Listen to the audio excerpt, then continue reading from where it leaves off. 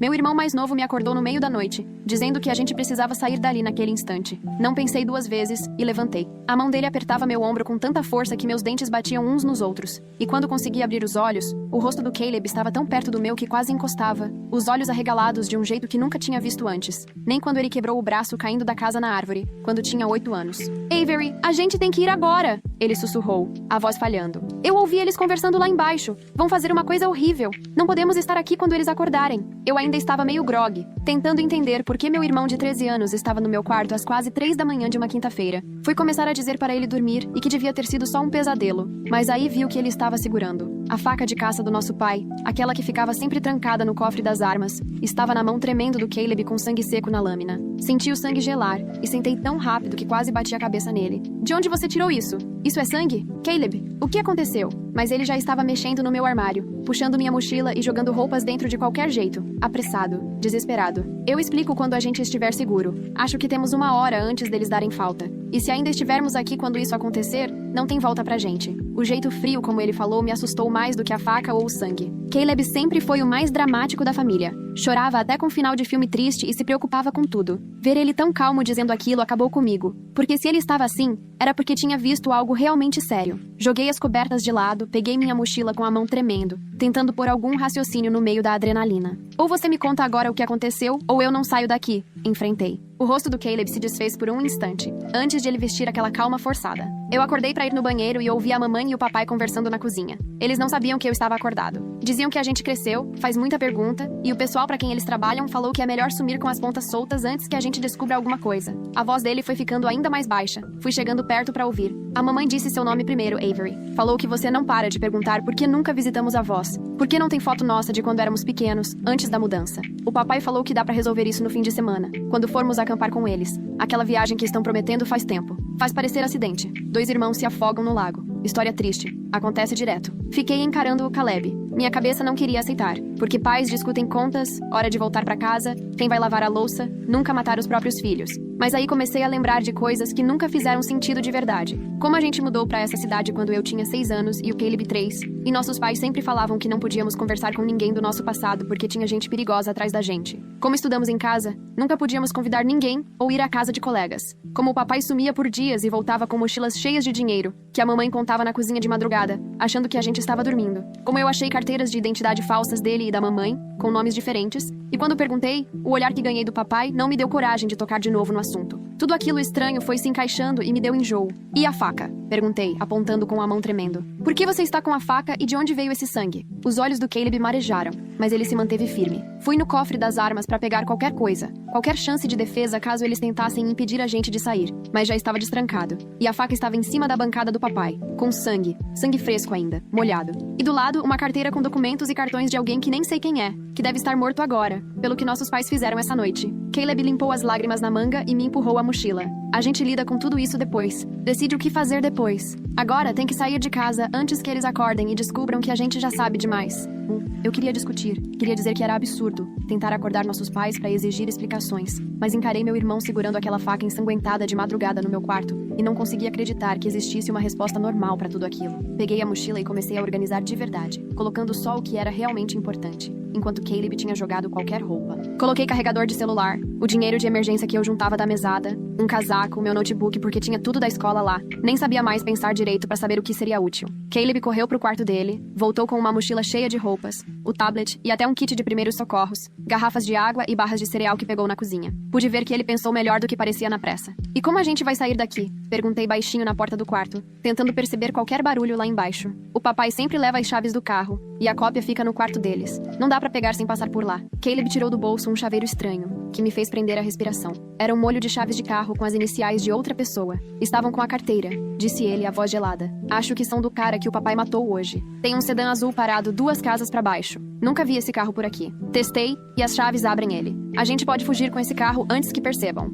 O jeito casual que ele falou, o cara que o papai matou hoje, fez algo despencar dentro de mim. Porque nenhum menino de 13 anos devia falar desse tipo de coisa como se fosse rotina. Peguei as chaves das mãos dele, sentindo meus dedos quase duros de tanto medo, e a gente atravessou a casa no escuro feito fantasma, cada passo no assoalho rangendo e fazendo meu coração disparar. Eu ouvia o ronco do papai vindo do quarto, e via aquele fiozinho de luz passando por baixo da porta, que só podia significar que a mamãe estava lendo na cama, como sempre fazia. Tudo parecia normal, sons e sinais de uma família comum, se não fosse pelo fato de que, ao que tudo indicava, eles estavam planejando nos matar no fim de semana e fingir que foi um acidente. Chegamos na porta da frente e eu girei a chave do trinco devagarinho, torcendo para ela não fazer aquele clique costumeiro. O ferrolho deslizou quase sem barulho e consegui empurrar a porta com todo o cuidado do mundo, agradecendo mentalmente porque o papai tinha passado óleo nas dobradiças na semana passada. Escapamos para a noite de outubro, o ar já gelado o bastante para eu me arrepender de não ter pegado uma jaqueta melhor, e puxei a porta atrás de nós na movimentação mais lenta e cuidadosa da minha vida. De repente, começamos a correr pelo gramado em direção à rua, as mochilas batendo nos ombros, rumo a um sedã azul parado debaixo do poste 2 casas para frente. Um carro que alguém provavelmente já nem estava vivo para reclamar. Apertei o botão para destravar,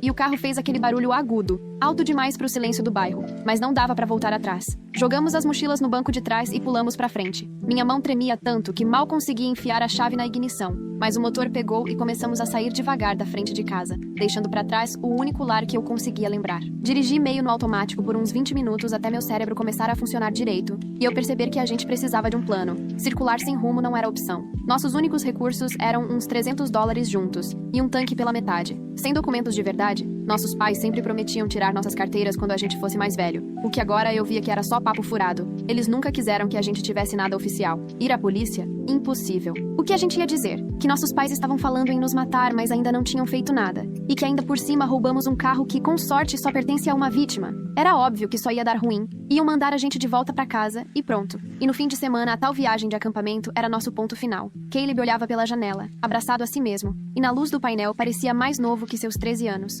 Só um menino assustado demais pra idade que tinha. A gente precisa ir pra algum lugar onde eles nunca vão procurar pela gente, falei, forçando uma segurança que eu não sentia. E encontrar alguém que possa mesmo ajudar de verdade. Alguém que tenha autoridade. E que não só jogue a gente de volta nos braços deles. Caleb ficou um tempo calado, até pegar o tablet. Antes da gente fugir, fotografei tudo que encontrei. A faca, a carteira, as identidades falsas que estavam na garagem, as sacolas cheias de dinheiro que achei mês passado no porão, aquele dia que você foi ao dentista. Tava registrando porque andava vendo coisa estranha e achava que era paranoia, mas queria guardar prova caso não fosse. Ele me mostrou a galeria e meu estômago virou só de ver tanta foto. Pilhas de dinheiro enrolado, carteiras de motorista com nossos pais usando nomes e endereços diferentes, bilhetes manuscritos, a letra do papai listando nomes, valores e endereços, aquela faca ensanguentada em cima da bancada parecendo uma cena de crime congelada. Tem mais, sussurrou Caleb. Eu achei uma caixa no sótão faz 3 semanas, procurando os enfeites de Natal para surpreender a mamãe. Eram recortes de jornais de gente desaparecida, tipo 15 ou 20 matérias de 10 anos pra cá. Vários lugares onde já moramos e que eu nem lembrava por ser pequeno. Tinha partes grifadas em cada reportagem. Quem sumiu, com quem morava, profissão, contas. Fotografei tudo. Ele me entregou o tablet e eu parei num estacionamento escuro atrás de um supermercado fechado, só pra conseguir olhar tudo direito. Minhas mãos tremiam tanto que era difícil passar as imagens, mas cada foto me dava calafrios. Desaparecido atrás de desaparecido, tudo marcado com anotações. Tudo na letra do papai, falando de bens, oportunidades, logística. Meu Deus, sussurrei, sentindo todo aquele peso desabar sobre mim como uma avalanche. Caleb, eu acho que nossos pais são assassinos em série, ou matadores de aluguel, não sei. Não é só que eles querem matar a gente. Matar é o trabalho deles. Caleb fez que sim com a cabeça, os olhos cheios d'água, mas falou firme. Eu sei. Descobri faz um mês, mas não queria acreditar e não tive coragem de te contar. Achei que podia ser só minha cabeça. Mas hoje eu ouvi eles combinando fazer nossa morte parecer um acidente, igualzinho ao que vários daqueles recortes diziam. Foi aí que eu vi que não era loucura. Se a gente não saísse de casa, ia virar mais 2 recortes na caixa deles. Abracei ele ali mesmo, por cima do console. Esse menino que tinha carregado esse peso todo sozinho, enquanto eu me preocupava com prova online e faculdade. Ficamos ali parados uns bons 10 minutos,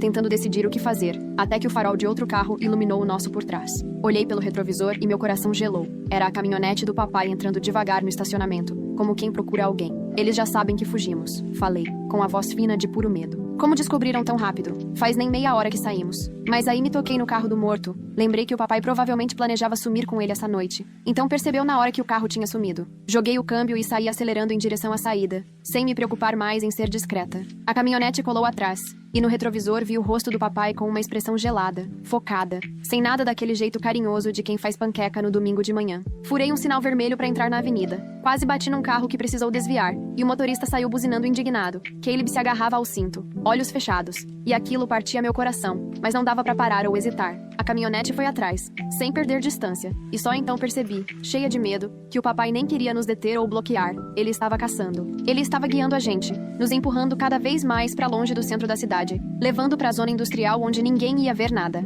Toda vez que eu tentava mudar de direção, ele já antecipava, e vinha com a caminhonete, bloqueando qualquer rota, até a única saída ser seguir em frente em direção àqueles galpões vazios e escuros no limite da cidade. Meu celular tocou largado ali no porta-copos, e vi o nome da minha mãe na tela, mas nem atendi. De verdade, pra quê? Ela só tentaria convencer a gente a desistir, confiar neles. E eu não podia deixar o Caleb ouvir a voz dela, porque ele já estava indo além dos limites. A estrada acabou numa antiga área de cargas abandonada faz anos, cercada por um alambrado em volta de um monte de prédios de concreto caindo aos pedaços. Pisei com tudo no freio, o carro patinou e parou a uns 6 metros da cerca, e a caminhonete do meu pai veio logo atrás, fechando nossa única chance de fuga. Por alguns segundos, tudo ficou parado. Aí a porta do meu pai abriu e ele desceu, e à luz dos faróis, vi o que ele segurava. Minha boca ficou seca na hora. Era o rifle de caça, aquele da época dos servos, apoiado nos braços, como se fosse só outro dia normal de treino no estande de tiro. Ele veio andando devagar na nossa direção, quase como se nada estivesse acontecendo, e eu corri para travar todas as portas, mesmo sabendo que não ia servir de nada. Rifle atravessa vidro de carro como se fosse de papel. O Caleb chorava baixinho, soluçando, e eu só conseguia esticar a mão para segurar a dele. Não importa o que acontecer, sussurrei. Eu tenho muito orgulho de você por ter tentado salvar a gente. Você é a pessoa mais corajosa que eu conheço. Meu pai parou na minha janela e deu uma batida com o cano do rifle. Senti o corpo inteiro congelar de medo. A voz dele veio abafada pelo vidro. Avery, abre a porta. Vamos conversar como adultos. Chamar a gente de adultos, com uma arma apontada para o rosto da própria filha adolescente, seria até engraçado se não fosse tão assustador. Eu continuei ali, imóvel, tentando achar um jeito de sair daquela enrascada. O carro cercado na frente e atrás. Meu pai armado com o rifle e provavelmente a pistola também. E a gente sem defesa nenhuma. Só com a faca do Caleb que nem direito a gente sabia usar. Meu celular vibrou de novo com outra ligação da minha mãe. Depois chegou uma mensagem. Podemos explicar tudo. Só voltem pra casa, por favor. Quase ri. Queria saber que explicação do mundo resolveria tudo isso. Foi aí que o Caleb me fez um sinal. Apontou pra frente. E, olhando pelo para-brisa, vi faróis se aproximando rápido por uma estrada lateral que eu nem tinha percebido. Meu pai também viu. E, de repente, a expressão dele mudou. De sangue frio pra apreensão. Ele se afastou do carro e levantou o rifle, apontando para a direção da luz. Os faróis revelaram uma van branca, placa do governo, que parou de repente a uns 10 metros da gente, e contei 4 portas se abrindo ao mesmo tempo. Várias pessoas saíram com jaquetas do FBI, já armados, gritando ordens que mal conseguia entender. Largue a arma, FBI, mãos onde a gente possa ver. O rosto do meu pai mudou várias vezes em poucos segundos. Confusão, raiva, até se render. Ele abaixou o rifle devagar, largou no chão e levantou as mãos. Um dos agentes logo foi pra cima dele enquanto os outros acercavam tudo, e eu só conseguia agarrar o volante tentando entender como o FBI descobriu onde a gente estava. Uma agente se aproximou do nosso carro, mulher de uns 40 anos, olhar gentil e o distintivo à mostra. Ela bateu levinho na janela e eu destravei a porta, com as mãos tremendo. Avery Cross? Perguntou, e eu só consegui balançar a cabeça. Sou a agente especial Renee Caldwell do FBI. Vocês dois estão seguros agora. Seus pais estão sob custódia. Não vão machucar vocês. Preciso que desligue o carro e saia devagar, com as mãos onde eu possa ver. Fiz o que ela pediu, as pernas tremendo tanto que quase não me aguentaram ao sair. O Caleb veio logo atrás e me abraçou forte, e nós ficamos ali sob o clarão dos faróis, abraçados, enquanto os federais tomavam conta de tudo em volta. A agente Caldwell foi explicando, numa voz calma e tranquila, que já investigavam nossos pais há 6 meses. Tinham mandado de prisão por vários crimes: assassinato, fraude, formação de quadrilha. Colocaram escuta na casa, só esperando juntar provas suficientes para denunciar. Quando viram a gente saindo de madrugada no carro da última vítima e nosso pai perseguindo armado, eles agiram na mesma hora, porque tinham certeza que nossas vidas estavam em risco. Há quanto tempo vocês sabiam? Perguntei, minha voz falhando. Há quanto tempo estavam assistindo a gente viver com eles, sabendo quem eram de verdade? O rosto da agente fechou um pouco. Dava pra ver um peso ali. Estamos vigiando seus pais faz 6 meses, mas só soubemos de vocês de verdade há 3. Eles esconderam vocês direitinho, educaram em casa, evitaram todo tipo de registro. Só tivemos certeza de que existiam quando conseguimos confirmação visual. Foi aí que começamos a planejar uma forma segura de tirar vocês de lá. Só que missões assim são lentas, e a gente teve que esperar o momento certo de agir, quando o risco fosse inegável. Hoje à noite, vendo seu pai correndo atrás de vocês armado, foi a gota d'água. Ela olhou bem pra gente. Algum de vocês sabia o que seus pais faziam? Já chegaram a envolver vocês nisso? Neguei rápido com a cabeça, e o Caleb tirou o tablet com as mãos tremendo. Fiquei sabendo há pouco tempo, disse baixinho. Tenho fotos das provas que encontrei em casa. Só não sabia o que fazer, porque se eu fosse a polícia e mandassem a gente de volta, meus pais iam saber que fui eu. Mas registrei tudo, pra caso conseguíssemos fugir e mostrar pra alguém que acreditasse. Ele mostrou as fotos para a agente Caldwell, e dava para ver o rosto dela mudando conforme via o que tinha no tablet. A faca, carteira, dinheiro, recortes de jornal, toda a documentação que o Caleb juntou no último mês. Isso vai ajudar muito, ela disse, já numa voz cheia de tristeza. Você é um garoto muito corajoso. Vocês dois são. Pouquíssima gente passaria pelo que vocês passaram hoje. Ela chamou outro agente, entregou o tablet, e eles conversaram baixinho enquanto eu tentava acreditar que aquilo tudo era real, que a gente finalmente estava seguro, e que o FBI monitorava nossa casa esse tempo todo sem a gente nunca perceber. Pouco depois chegou outro carro, um sedã discreto, e saiu dele um homem de uns 50, de terno caro mesmo no escuro. Ele mostrou o distintivo para os agentes e foi direto falar com a agente Caldwell. Os dois trocaram algumas palavras rápidas, e então ele se virou para encarar eu e o Caleb, com uma expressão impossível de decifrar. Sou o diretor adjunto Gerald Monroe. Ele se apresentou com um tom de voz formal, mas acolhedor. Estou à frente da investigação sobre as ações dos seus pais. Temos muita coisa para conversar, mas, antes de qualquer coisa, vamos levar vocês para um lugar seguro e confortável, onde poderemos conversar direitinho. Quero deixar bem claro, vocês não estão encrencados. Vocês são vítimas e testemunhas, e nosso compromisso é dar todo o apoio necessário durante esse processo. Ele continuou. Mas precisamos fazer algumas perguntas sobre o que vocês viram e ouviram hoje à noite, além de tudo que souberem sobre o que seus pais vinham fazendo. Tio, olhei para o lado e vi meu pai sendo colocado no banco de trás de um carro do FBI, com as mãos algemadas nas costas. Uma sensação estranha de distância tomou conta de mim, porque, mesmo naquela situação, ele ainda era meu pai. Tinha o mesmo rosto que contava histórias para eu dormir quando era pequena, que me ensinou a andar de bicicleta e sorria para mim por cima dos bolos no meu aniversário. Como ele podia ser a mesma pessoa que tentou nos matar hoje, que pegou um rifle e perseguiu a própria família até um acampamento? Como essas duas versões dele podiam existir ao mesmo tempo? Não vi minha mãe em lugar nenhum, e perguntei para a agente Caldwell onde ela estava. Ela está detida lá na sua casa, respondeu num tom quase sussurrado. Ela pode não ter ido atrás de vocês como seu pai fez, mas a responsabilidade é igual pelas escolhas dos dois. Agora vocês dois vão precisar contar o que aconteceu hoje, e em seguida vamos providenciar um lugar seguro para vocês ficarem enquanto a investigação continua. Tem algum parente, avô, tio, tia, alguém que possa ser avisado e ajudar vocês? Eu e Caleb trocamos um olhar, e logo ficou claro que a gente nem sabia se tinha mais alguém da família. Meus pais sempre diziam que todo mundo do passado tinha morrido ou era perigoso, mas naquele momento ficou óbvio que era só mais uma das mentiras para manter a gente isolado. A gente não sabe, confessei. Eles diziam que não tínhamos mais família, que éramos só nós 4 contra o mundo. Nem tenho certeza se Cross é mesmo nosso sobrenome ou só mais uma dessas identidades falsas. O diretor Monroe ficou sério e trocou um olhar rápido com a agente Caldwell, que eu não conseguia entender. Nós vamos descobrir, ele respondeu. O foco agora é garantir a segurança e o bem-estar de vocês dois. Vamos tirar vocês daqui e levar para um lugar mais confortável. Entramos no carro da agente Caldwell, um sedã simples, com cheiro de café e comida de fast food, e fomos para a cidade escoltados por 2 outros carros do FBI. Fiquei olhando a paisagem do velho depósito desaparecer pelo retrovisor, ainda tentando entender como. Menos de 2 horas antes, eu estava dormindo tranquila na minha cama, achando que tudo estava normal e seguro, e agora percebia que tudo em que eu acreditava sobre a minha vida era mentira. O prédio do FBI ficava no centro. Parecia comum visto de fora, mas bastava entrar para ser só catraca, detector de metal, gente apressada andando para lá e para cá sob aquelas luzes brancas e frias.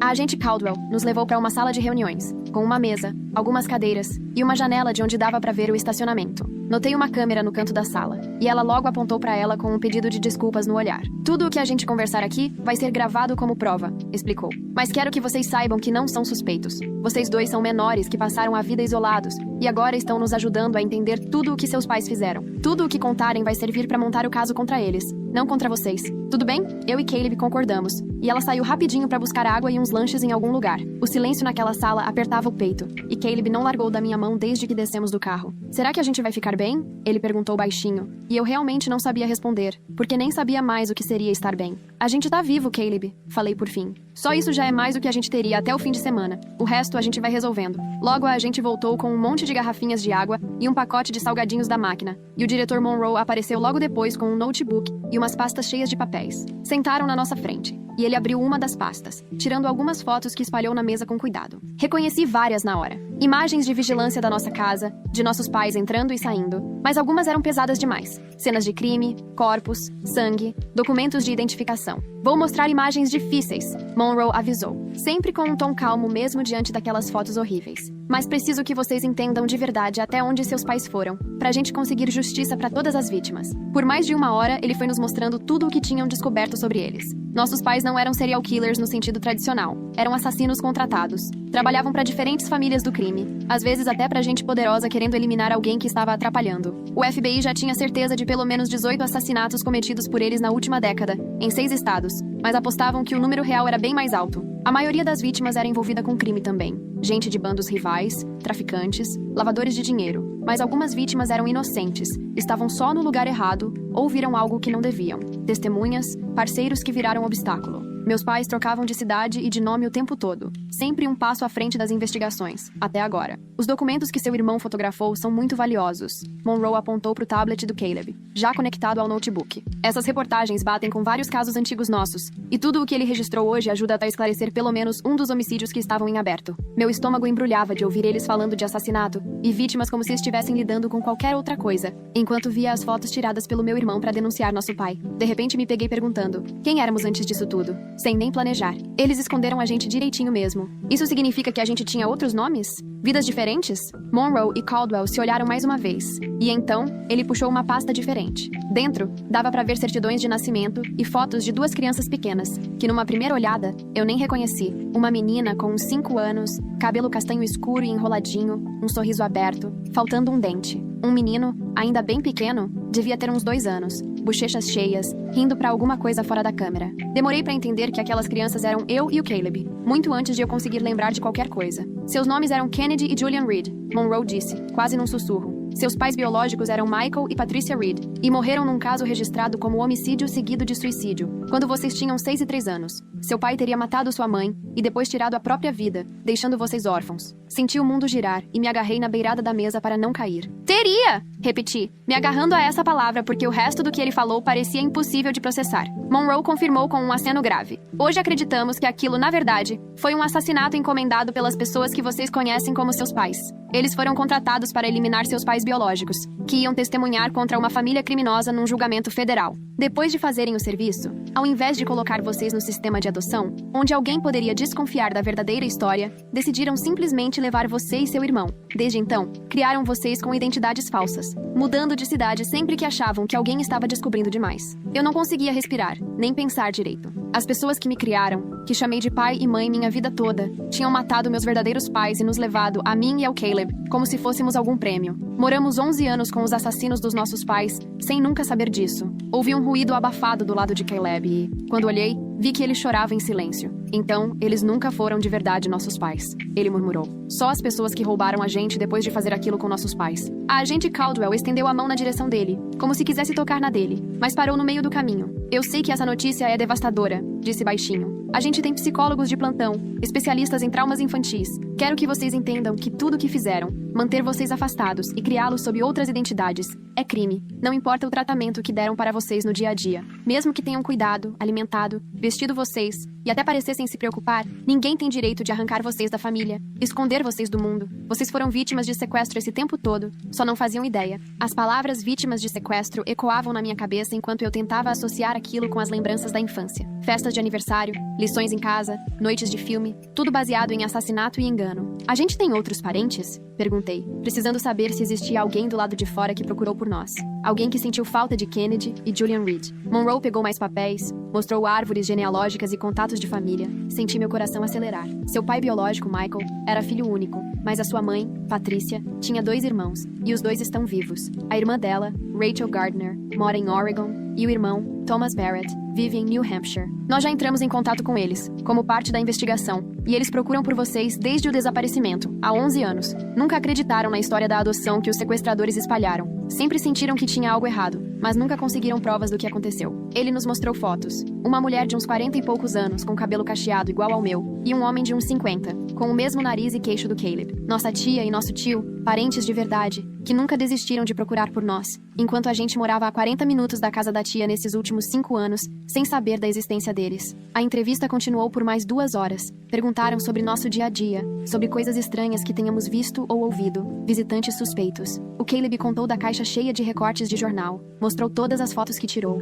Eu falei sobre os documentos falsos na garagem, as mochilas cheias de dinheiro, das noites em que o pai chegava machucado dizendo que foi acidente no trabalho. Eles anotaram tudo com atenção e copiaram as fotos do Caleb. Já passava das 6 da manhã quando finalmente avisaram que a gente podia fazer uma pausa, e foi então que percebi que estávamos acordados havia mais de 24 horas. Caldwell nos levou para outra sala com 2 catres cobertos por cobertores e travesseiros, explicando que ali, às vezes, testemunhas descansavam durante investigações longas. Vai ter alguém do lado de fora o tempo todo, disse ela num tom tranquilo. Aqui dentro vocês estão totalmente seguros. Tentem descansar um pouco, depois voltamos a conversar. Mas eu não conseguia dormir, por mais cansada que estivesse. Fiquei deitada num dos catres. Caleb se encolheu no outro, e a gente ficou se olhando através da penumbra que passava pela persiana. Você tá bravo comigo por ter te acordado? Caleb perguntou finalmente, a voz baixa, assustada. Por ter feito a gente fugir e causado tudo isso. Estendi a mão pro catre dele e segurei a dele. Você salvou nossas vidas, respondi, firme. Se não tivesse escutado, se não tivesse tido coragem de registrar tudo e me chamar, provavelmente estaríamos mortos esse final de semana.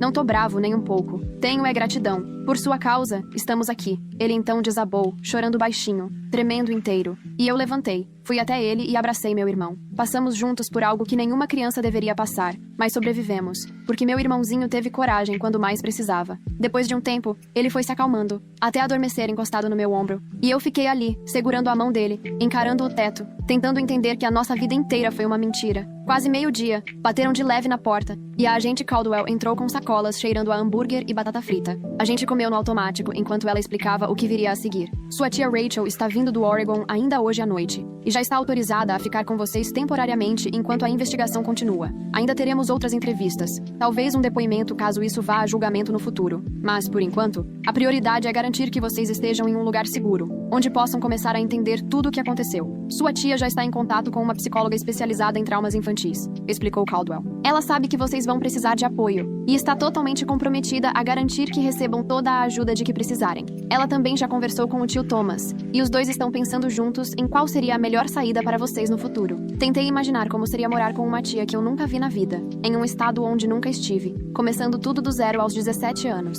O Caleb teria que ir para a escola de verdade pela primeira vez, em vez de estudar em casa, aprender a fazer amigos, lidar com situações sociais das quais sempre esteve afastado. Naquela tarde, o FBI levou uma psicóloga, a doutora Sharon Kramer, especialista em ajudar crianças que passaram por grandes traumas. Ela ficou com a gente numa outra sala, sem nos pressionar a falar sobre nada, para o que ainda não estávamos preparados. Preferiu ensinar uns exercícios de respiração para quando viessem as crises de pânico. Sugeriu atividades para ajudar a dar nome aos sentimentos e aprender jeitos de lidar com tudo aquilo que ocupava a nossa cabeça. O que vocês passaram é algo de uma violência emocional enorme. Não existe prazo para se recuperar de algo assim, disse ela com toda delicadeza. Tem hora que vocês vão se sentir bem. E, logo no momento seguinte, completamente perdidos. E as duas coisas são normais. Fazem parte. O importante agora é saber que você está seguro, cercado de pessoas que realmente querem te ajudar nessa recuperação. Ela anotou o número do telefone em um papel e falou que a gente podia ligar a qualquer hora, nem que fosse de madrugada se tivesse um pesadelo. Ter esse apoio de verdade me deu uma calma que eu nem achava possível, só de saber que existia alguém preparado para lidar exatamente com esse tipo de situação. Nossa tia Rachel chegou no escritório do FBI lá pelas 7 da noite, e na hora em que eu vi ela entrando, desabei a chorar. Ela era igualzinha à mulher das fotos que o Monroe tinha mostrado. Patricia Reed, nossa mãe biológica, que foi assassinada 11 anos atrás. Mesmo cabelo escuro, cacheado, os mesmos olhos verdes e aquela expressão tranquila, parecia que eu estava vendo o fantasma de uma pessoa que eu nunca conheci de verdade, mas de quem sentia uma falta enorme. Ao nos ver, Rachel também começou a chorar e atravessou a sala correndo para nos abraçar. Aquele abraço com cheiro de lavanda foi o maior alívio que senti em muitos anos. Meu Deus!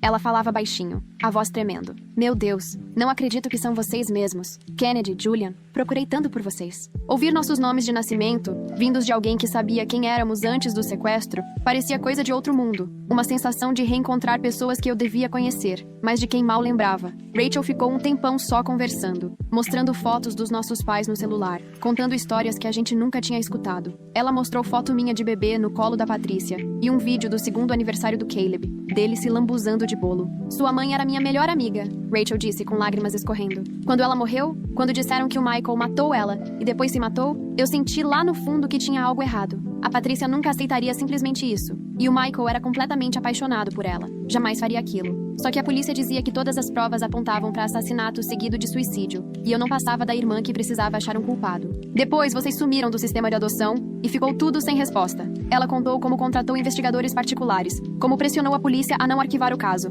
mas sem provas eles não tinham como continuar. Mesmo assim, nunca desistiu, nunca perdeu a esperança. E agora, ali estávamos nós, vivos, seguros, mas bem diferentes daqueles bebês que ela conheceu. O FBI colocou a gente num hotel naquela noite com Rachel, e 2 agentes ficaram hospedados no quarto ao lado para garantir nossa segurança. Estavam com medo de que alguém das organizações criminosas que trabalharam com nossos sequestradores pudesse tentar nos alcançar como testemunhas. Então precisávamos de cuidado até todo mundo ser preso. Rachel pediu pizza pelo serviço de quarto e a gente ficou comendo enquanto assistia um programa qualquer na TV, fingindo que aquilo tudo era normal, mesmo sabendo que estava longe disso. Já era perto das 10 quando o Caleb fez a pergunta que eu estava tentando evitar. O que vai acontecer com eles? Com quem tirou a gente de casa? Na hora, o rosto da Rachel ficou mais sério, até duro, bem diferente daquela tia carinhosa. Parecia alguém que cultivou raiva por 11 anos. Eles vão responder por sequestro, vários homicídios, conspiração e provavelmente mais uma dúzia de crimes, respondeu. O FBI tem provas suficientes para manter todos presos para sempre, mesmo sem o depoimento de vocês.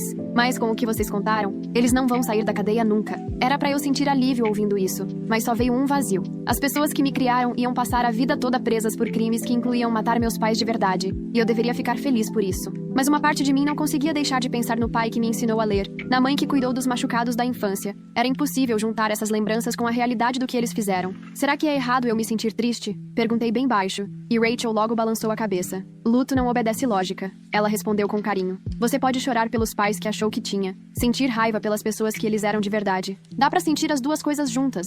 E tá tudo bem você ficar confuso, porque sua situação é absurdamente complicada. Ela contou sobre terapia, sobre grupos de apoio que já tinha pesquisado, escolas no Oregon acostumadas a receber alunos que passaram por situação difícil, todos os planos que fez em todos esses anos, caso um dia encontrasse a gente. Ficamos 3 dias nesse hotel enquanto o FBI continuava investigando, e Rachel resolvia tudo pra levar a gente de volta pro Oregon. Nosso tio Thomas chegou no segundo dia, um homem calado, de olhar bondoso, que chorou quando nos viu e não parava de pedir desculpa por não ter conseguido encontrar a gente antes. Eu devia ter insistido mais. Ele repetiu várias vezes. Devia ter percebido que vocês não estavam mortos.